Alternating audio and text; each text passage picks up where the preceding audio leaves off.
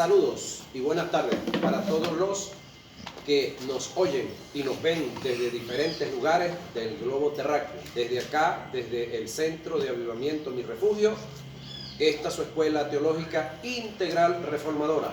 Vamos hoy con la clase número 4 de lo que es neumatología. Hoy vamos a continuar viendo acerca de la vida del espíritu y de los espíritus. En una pequeña revisión que hacía ahora en la concordancia exhaustiva, Strong, estuve sacando cuenta un ratiquito y la palabra espíritu aparece más de 800 veces en toda la Biblia. La palabra espíritu, no solamente porque el término neumatología no solamente estudia la vida del Espíritu Santo, sino la vida de los espíritus. Muy especialmente, nuestra inclinación es hacia la persona del espíritu.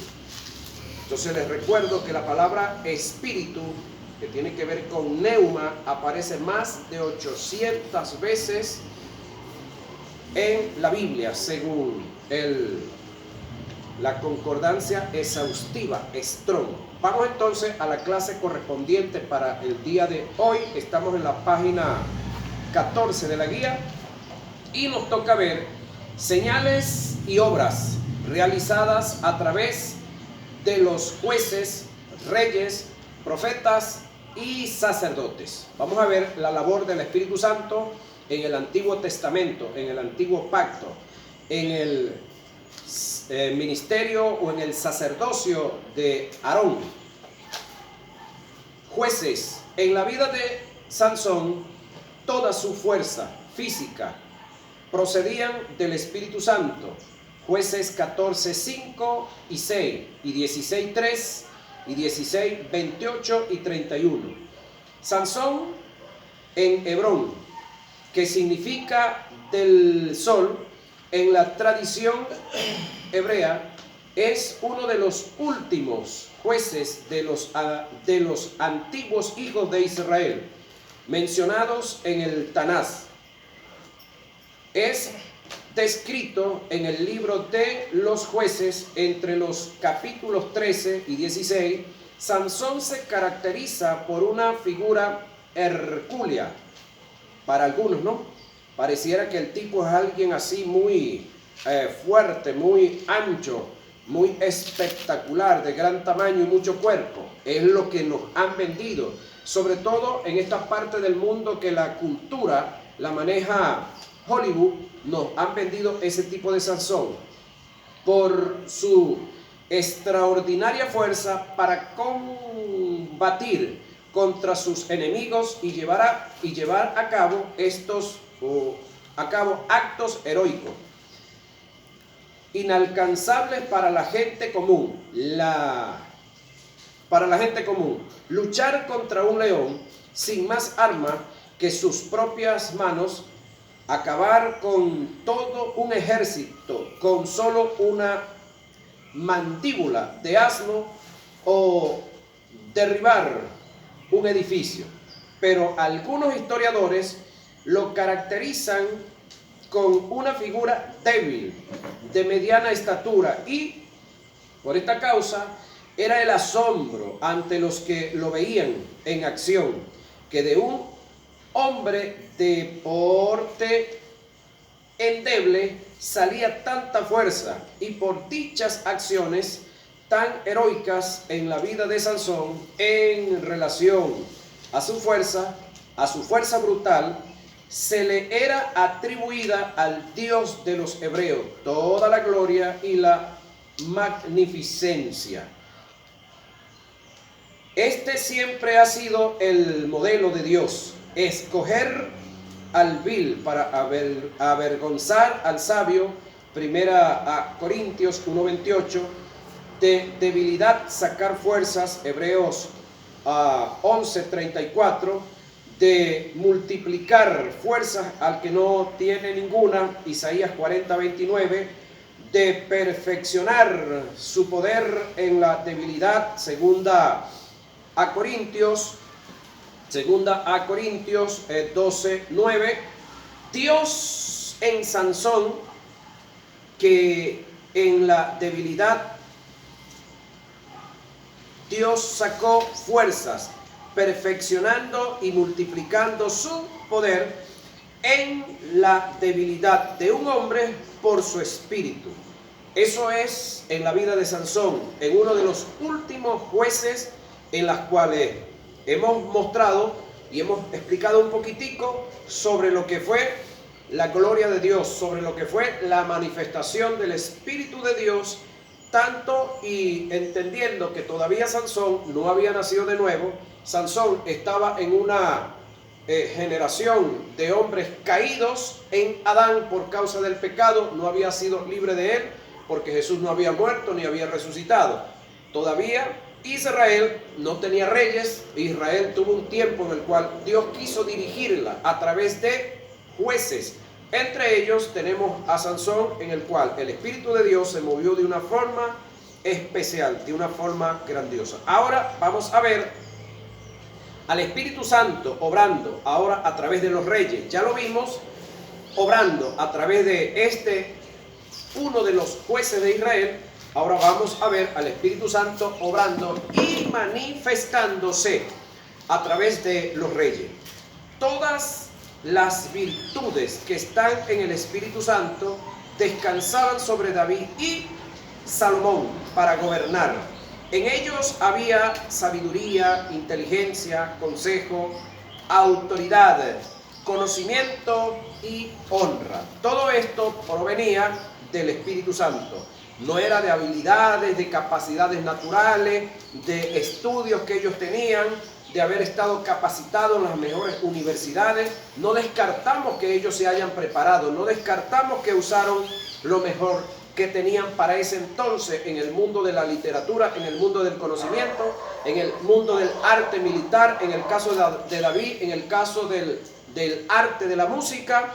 Y de esa manera, pues David fue un hombre muy sonado, muy reconocido en el área de la música, en el área de la adoración. Con permiso. Estamos combatiendo con una pequeña alergia y esto es lo que hay. ¿Qué vamos a hacer? Ahora, no nos vamos a detener por eso. Según Isaías 11, 1 y 2, todo esto vino a reposar sobre Jesús, producto de la vida del Espíritu Santo sobre él. Esto lo dice Isaías 11, 1 y 2. Saldrá una vara del tronco de Isaí, y un vástago retoñará de sus raíces, y reposará sobre él el Espíritu de Jehová, espíritu de sabiduría, estaba sobre Jesús, y de inteligencia, espíritu de consejo y de poder, espíritu de conocimiento y de temor de Jehová. Isaías 11, 1 y 2. Esto es en la vida de alguno de los reyes. Hubo también manifestación del Espíritu de Dios en otros reyes. Nótese que aquí en esta guía no tenemos todas las acciones y toda la labor que el Espíritu Santo hizo en todos los reyes de Israel ni en todos los jueces. Estamos tomando un poquitico de cada uno, pero le motivamos a que usted pues busque en la vida de los demás jueces la labor del Espíritu Santo, y busque también usted en la vida de los demás reyes de Israel la labor del Espíritu Santo obrando de una manera grandiosa y de una manera portentosa. Nótese que este es solamente parte de la manifestación del Espíritu de Dios en la vida de los jueces, como ya lo vimos, y en la vida de los reyes. Vamos a verlo ahora en la vida de los profetas. Por supuesto, no vamos a tocar todos los profetas, vamos a tocar uno que otro de los profetas. Todas las señales que Dios hizo a los egipcios por la mano de Moisés fueron posibles por la intervención del Espíritu Santo. En Éxodos 8, 16 y 19 se da testimonio de lo antes dicho, ya que los hechiceros de los egipcios, al no poder contra Moisés, proclamaron: dedo de Dios es este, cuya expresión es usada para referirse al Espíritu Santo, según lo registrado en el libro de Éxodos, el mar Rojo fue abierto, sus aguas se separaron, se mantuvieron y volvieron a juntarse por el poder del Espíritu Santo. Cuando hablamos un poquitico acerca de en Egipto el proceso y el trabajo de Dios, cuando los jueces hablan y dicen, cuando los hechiceros dijeron que era el dedo de Jehová, pues Lucas también lo corrobora. Cuando nosotros leemos la traducción que hace Lucas de la historia de cuando Jesús estaba echando fuera demonios, según Lucas, Jesús dijo, si por el dedo de Dios echo yo fuera los demonios, el reino de los cielos está entre ustedes. Sin embargo, Mateo dice, si por el Espíritu de Dios echo yo fuera los demonios, el reino de los cielos está entre ustedes. Quiere decir que en las dos ocasiones es el mismo pasaje, pero Mateo lo denomina Espíritu Santo y en el caso de Lucas lo denomina dedo de Jehová, al igual como lo hicieron los hechiceros en Egipto. Bendiciones. Seguimos con el tema. Permiso.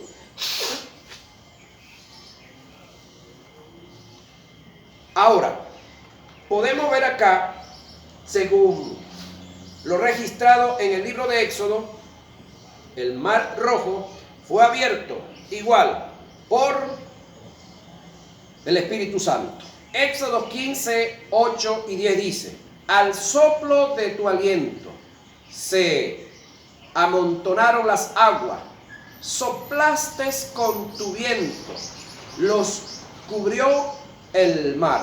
Es decir, al soplar de tu aliento, la palabra aliento acá es espíritu, y por supuesto se refiere a la persona del espíritu, se amontonaron las aguas, es decir, de lado y lado. Se hizo una abertura en el centro, un merismo, y por lo tanto las aguas amontonadas de lado y lado dieron el espacio para que la nación caminara, todo el pueblo caminara sobre las aguas, todo tranquilo, todo normal. Detrás, por supuesto, venían los egipcios, también estuvieron caminando sobre el milagro que estaba haciendo el Espíritu de Dios. El detalle es que cuando salieron del otro lado los hebreos, entonces las aguas se cerraron y todos los egipcios que venían caminando en el milagro que Dios estaba haciendo, bueno, milagrosamente quedaron tapados todos y ese ejército se acabó todo, sin un disparo, sin lanzar una flecha, sin pegarles un grito. Dios peleó por su nación, porque era Dios quien los estaba sacando para que fueran libres, como Dios siempre ha querido que seamos libres, y nosotros nos empeñamos en ser esclavos. Qué cosa seria, ¿no? Ahora, la construcción del tabernáculo con todos sus utensilios fue diseñada por el Espíritu de Dios en la vida de los hombres para obrar bajo su dirección. Así lo registra el libro de Éxodo. Vamos a ver qué nos dice en el libro de Éxodo sobre esta historia que relata en Éxodo 31. Habló Jehová a Moisés diciendo, mira, yo he llamado por nombre a Bezalel, hijo de Uri, hijo de Ur, de la tribu de Judá, y lo he llenado, mira esto, del Espíritu, con E mayúscula, de Dios, en sabiduría y en inteligencia, en ciencia y en todo arte para inventar diseños, para trabajar en oro, en plata, en bronce y en artífice de piedras para engastarlas y en artífice de madera para trabajar en toda clase de labor. Esto fue obra y trabajo del Espíritu Santo. Este individuo, Ur, no había sido, este individuo, Bezalel, no había estudiado arquitectura en ninguna prestigiosa universidad de aquel entonces, porque hasta donde sabemos no las habían. Puede que en Egipto las hayan existido, pero si las habían en Egipto era para los egipcios, porque los hebreos eran esclavos, y esclavos y punto.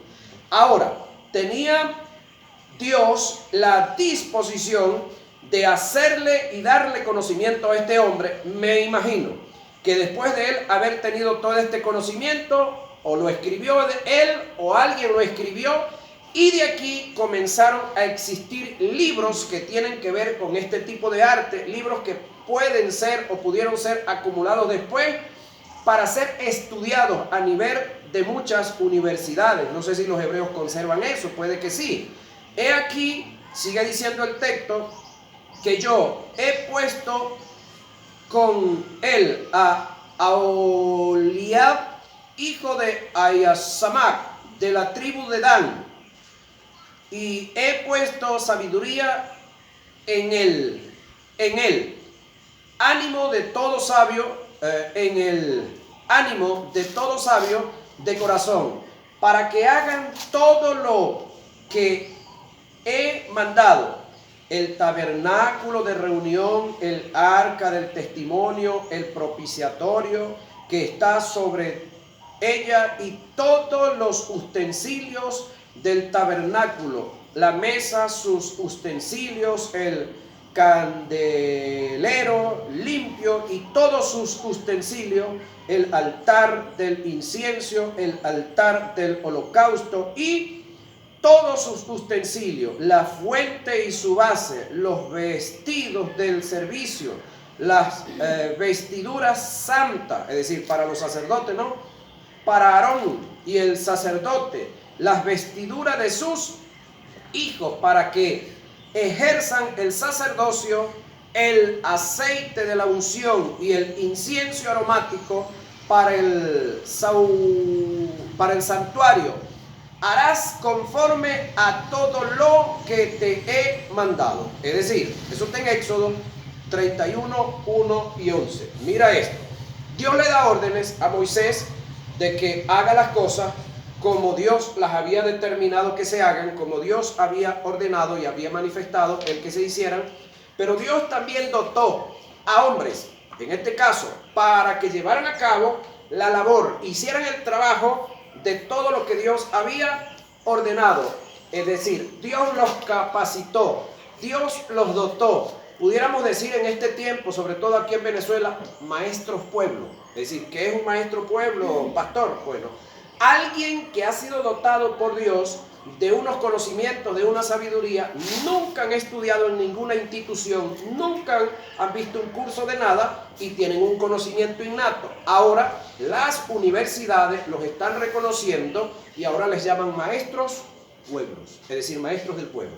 Les están dando algunas técnicas, les están dando alguna preparación y de paso los están reconociendo como profesionales, porque son profesionales, tienen un conocimiento, tienen una habilidad innata y natural en ellos. Sin embargo, en el caso de lo que estamos viendo acá, es un conocimiento que Dios le dio por el Espíritu Santo, con todo y que estos hombres estaban caídos en Adán, con todo y que no estaban, su vida espiritual no estaba todavía reconciliada del total porque estaba el pecado. Bueno, Dios, por su amor, trató con esta gente para darle todos estos conocimientos y luego ellos hicieron todas estas cantidades de vestuario, del altar y todos los utensilios que tienen que ver con la casa de Dios. Entonces, no solamente vemos a Dios obrando a través de los jueces, a través de los reyes, a través de los profetas, sino a través de hombres comunes, normales, que ni eran jueces, que ni eran reyes, que ni eran profetas, sino personas naturales comunes. El Espíritu Santo vino para darles un conocimiento específico, un conocimiento determinado, para que llevaran a cabo una obra, una labor. Por supuesto, todo lo que ellos estaban construyendo era sombra de lo que habría de venir. Todo lo que ellos estaban haciendo era imagen de lo que Dios les estaba dando, y cada uno de ellos estaban haciendo lo que Dios les estaba ordenando. Continuamos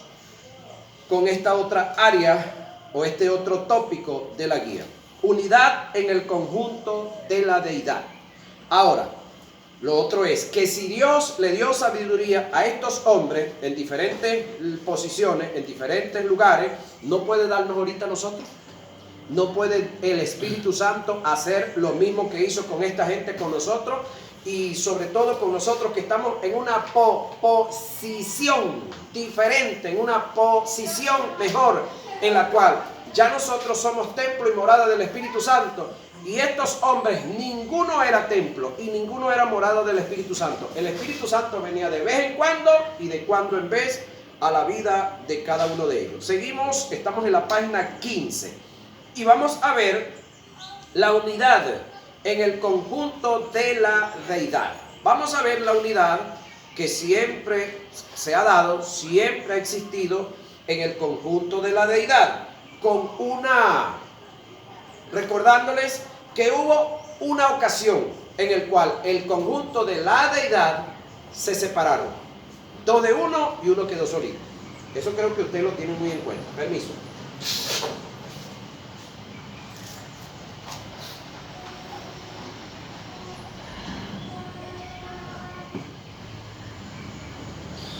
Hay muchas formas desde el punto de vista teológico para demostrar que el conjunto de la deidad como persona es totalmente diferente, aunque en esencia y en naturaleza sean los mismos.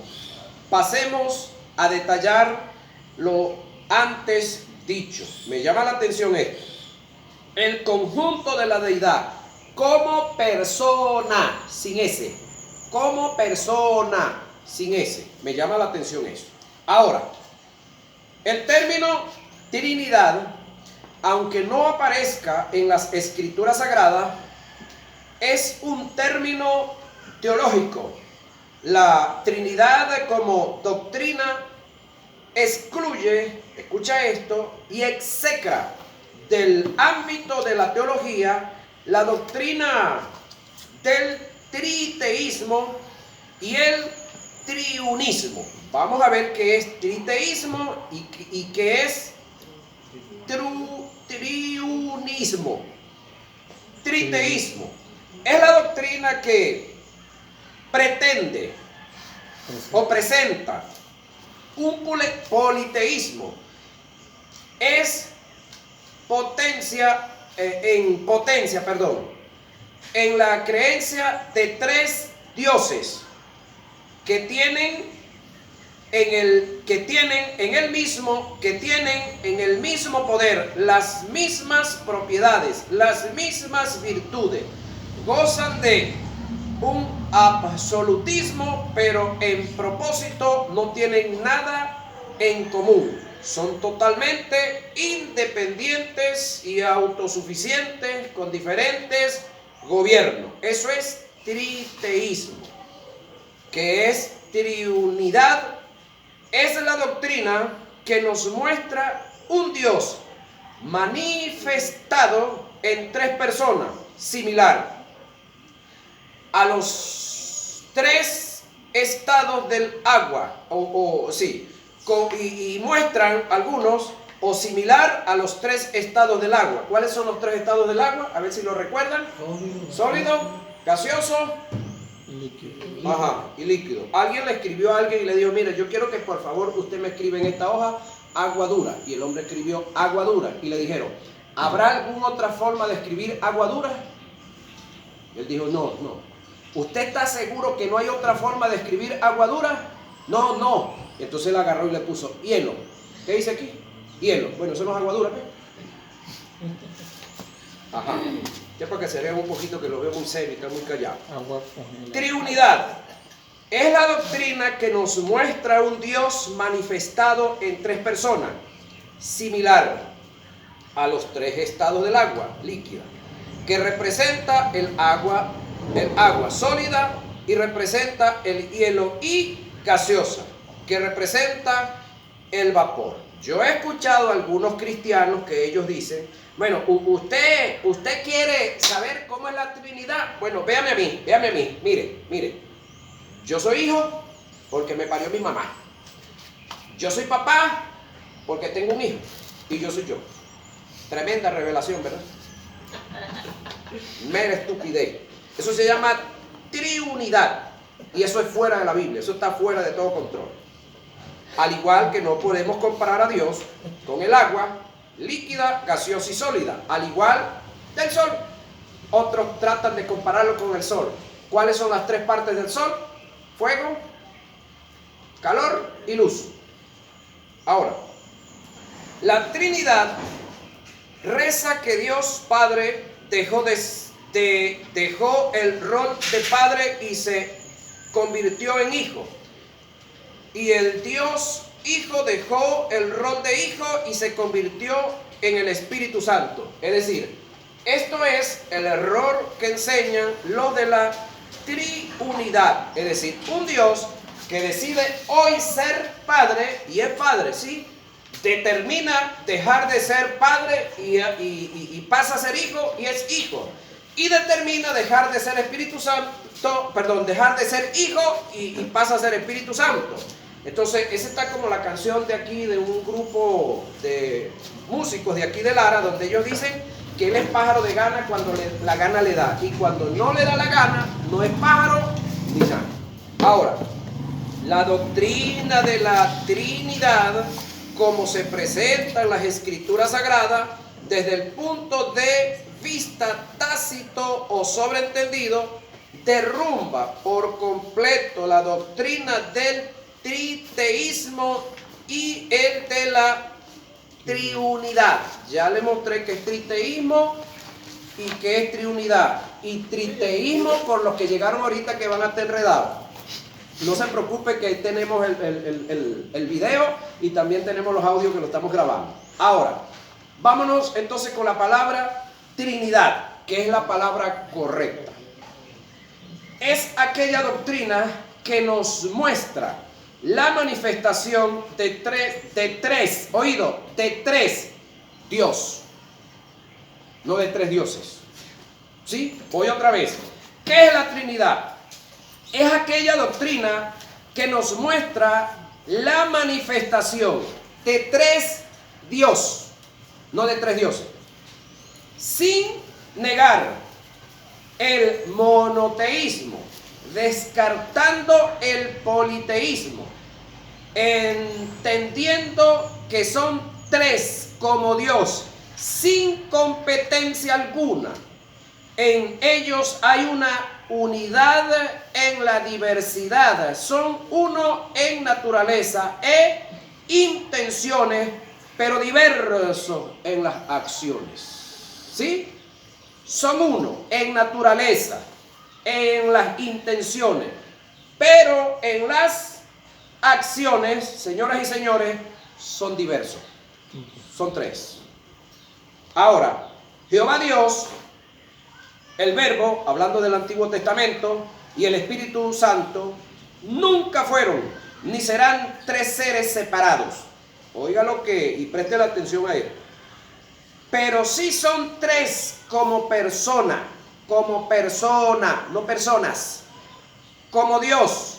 No son autoexistentes, aunque poseen las mismas propiedades. Ellos subsisten unidos como Dios. Oído, ellos subsisten unidos como Dios, no como dioses. Yo voy a recalcar esto porque esto está muy bueno, señoras y señores, para que nos ubiquemos bien en lo que es la doctrina de la Trinidad. Jehová Dios, hablando del Antiguo Testamento, el Verbo, hablando del Antiguo Testamento, y el Espíritu Santo, nunca fueron ni serán tres seres separados. ¿Cómo es que no son tres seres? Porque son tres, sí son tres, pero separados no. Aclaro esa, separados no. Siempre, son tres, sí, pero siempre han estado juntos, nunca han estado separados. Pero sí son tres como persona, como Dios, no como dioses. No son autoexistentes, aunque poseen las mismas propiedades. Ellos subsisten unidos como Dios. Desde el punto de vista gramatical, se puede demostrar que la deidad se compone de tres personas. En Juan 10:30 Jesús dijo: yo y el Padre uno somos. Como dijo, yo y el Padre uno somos. ¿De cuánto me está hablando ahí, señores y señores? Gramática con esto. ¿De cuánto me está hablando? Yo y el Padre. Yo y el Padre. Dos. Uno somos. ¿Uno somos en qué? Ajá, ahí es donde está el detalle. Uno somos en unidad. Uno somos en objetivo. Uno somos en tomar decisiones y llevar a cabo funciones. Pero en la realidad numérica somos dos. El término uno que Jesús utilizó viene del griego hein, que es del neutro de hens, como verbo, es enotes. Estos términos tienen las mismas características del vocablo koinonía, cuyo equivalente en nuestro idioma es comunión. La palabra comunión es común unión. Para que haya común unión tienen que haber varios, ¿sí? Y para que haya koinonía también tienen que haber, no uno solo. La comunión indica, tener las cosas en común, mutuo, acuerdo, compañerismo, tener una sociedad, una intimidad y una distribución. Esto indica que cuando Jesús dijo, mi Padre y yo somos uno, no se refiere a la unidad en forma compacta, trinitariamente hablando. Se refiere a la esencia, naturaleza e intenciones. Siempre se nos ha presentado la unidad en el conjunto de la deidad como una triunidad. No obstante, la Biblia presenta la unidad de la doctrina como una trinidad, es decir, como tres personas diferentes con una misma naturaleza y un mismo sentir. Por otra parte, Jesús utilizó en Juan 14:16 lo que se conoce gramaticalmente como un pronombre, pronominal indefinido, que es lo que hace una distinción genérica y numérica. Pero en el griego hay dos pronombres pronominales indefinidos que son heteros y alus. Hetero es el pronombre pronominal indefinido que te hace una distinción tanto numérica como genérica, indicando en cuanto a individuo, se refiere que son dos personas totalmente diferentes con características diferentes.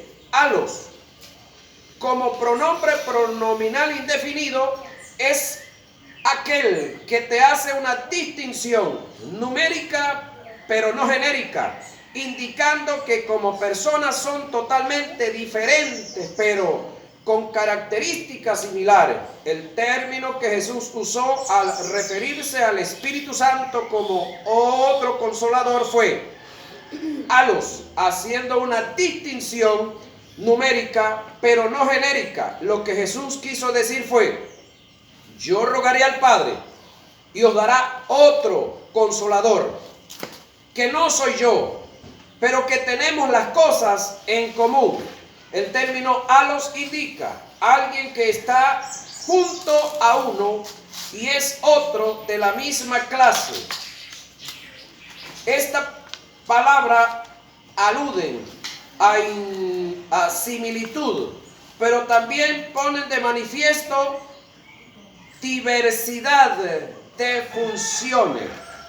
El uso que Jesús hace del término alos para hacer referencia a otro consolador equivale a uno junto a mí, además de mí, y en adición a mí, aunque exactamente igual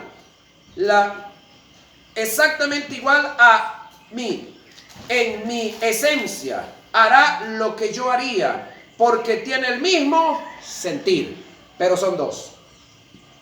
Debemos aclarar que hay términos que Jesús y Pablo mencionaron por causa del politeísmo y el secratismo.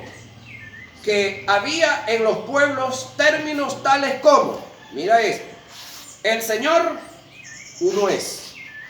Marcos 12:29. El único Dios verdadero. Juan 17:3. Porque Dios es uno.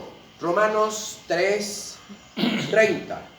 Solo hay un Dios. Primera a Corintios 8:6. ¿Por qué se usaron? Por causa de el politeísmo y el sectarismo que había en los pueblos. Por esa razón se usaron estos términos. Sin embargo, vamos a explicar algunas cosas por acá. Estos términos, bajo ninguna circunstancia, fueron usados para negar la Trinidad en el conjunto de la deidad. Se expresaron por razones antes mencionadas. Desde el punto de vista textual, en las Escrituras aparecen pasajes que hacen referencia a la diversidad en el conjunto de la deidad, mostrando la Trinidad en ello, no la triunidad. La Trinidad, señoras y señores, acostumbrémonos a ver las cosas tales como son, no como a nosotros nos parezca que son. Ahora, en la deidad podemos notar una diversidad en las acciones y operaciones, pero una unidad en las intenciones, porque la diversidad en la deidad es cooperativa. Oiga lo que viene, es que cooperativa, de cooperar uno con el otro y el otro con el otro. No es competitiva, es decir, que el Padre está compitiendo con el Hijo y el Espíritu Santo está compitiendo con el Hijo, con el Cristo. No, eso no funciona así. Eso funciona aquí en la tierra. Eso funciona muchas veces entre nosotros, que no hemos aprendido a trabajar cooperando, sino que trabajamos compitiendo, a ver quién lo hace mejor, quién hace más, quién se gana los aplausos, quién es más alabado y quién es más reconocido. Grave error, porque de paso, la labor espiritual, es decir, la sanidad de los enfermos, la libertad de los cautivos, los demonios expulsados y las almas ganadas, ese es un trabajo único y único del Espíritu Santo. ¿Que usa hombres? Amén. ¿A quién? Al que se deje. Pero eso es un trabajo del Espíritu Santo, ese no es un trabajo tuyo ni es un trabajo mío. ¿A que cooperamos en eso? Sí, ese debe ser el deber ser. Y los demás, cooperar con los demás ministros o ministerios. A continuación vamos a dar algunos ejemplos que muestran la Trinidad en el conjunto de la deidad. En Mateo 3, 16 y 17 vemos la manifestación del conjunto de la deidad en diferentes formas.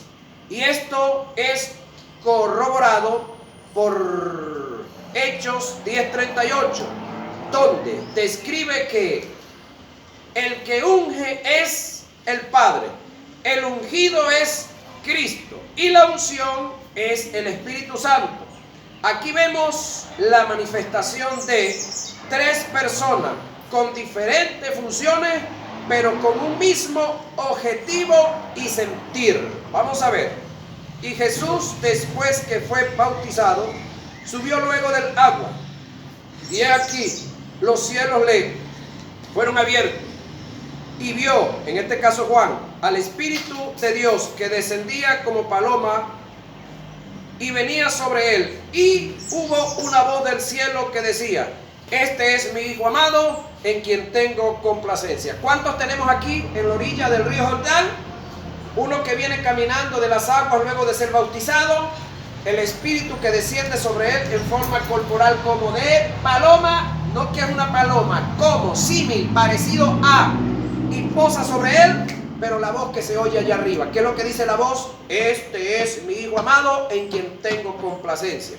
Entonces, la gente que dice que habla de la triunidad, entonces imagínense cómo pueden explicar este texto y cómo queda ridiculizada su doctrina. Es decir, Jesús viene caminando de las aguas Ya va, deja de ser, porque no se desaparece, ¿no? Para volverse paloma, luego venir, pararse sobre él mismo y luego dar la voz arriba. Explíquenme eso, pues. No sé cómo la van a captar ustedes o cómo van a ustedes a seguir manteniéndose en su error garrafal que tienen. Y sigue diciendo acá el texto, ¿cómo Dios ungió con el Espíritu Santo? Señoras y señores, ¿quién ungió? ¿Alguien me puede decir algo? Dios. Ajá, Dios ungió. ¿A quién ungió? A Jesús de Nazaret. ¿Con qué lo ungió? Con el Espíritu Santo. ¿Cuál era el objetivo? Luego de ser ungido con el Espíritu Santo, dice, y todos los oprimidos por el diablo, ¿cómo este anduvo? ¿Cómo este anduvo haciendo bienes y sanando a todos los oprimidos por el diablo? Porque Dios estaba con él. La palabra Dios aquí, señoras y señores, se refiere al Espíritu Santo. La palabra Dios aquí. Ahora, ¿quién ungió? Dios. ¿A quién ungió? A Jesús de Nazaret. ¿Con qué lo ungió? Con Espíritu Santo. ¿Cuántos hay? Trinidad, no triunidad. Trinidad. Eso es Hechos 10:38. Y en Hechos 7:55 se denota la manifestación del conjunto de la deidad en diferentes funciones, pero con un solo objetivo. Dice que Esteban, puesto los ojos en el cielo, vio a Jesús de pie que estaba a la diestra del Padre. ¿Cuántos hay aquí ya? 2. Jesús de pie, puesto a la diestra del Padre. Ya hay 2. Observe que el Padre está en el trono, el Hijo a la diestra y el Espíritu Santo ¿está dónde? En Esteban, señoras y señores, mostrándole a Esteban que ya que el texto dice y Esteban lleno del Espíritu Santo. Ahí están los tres otra vez trabajando. Y en 1 Corintios 12, 4 al 17 dice que el Padre trabaja con las operaciones, el Hijo con los ministerios y el Espíritu Santo con los dones.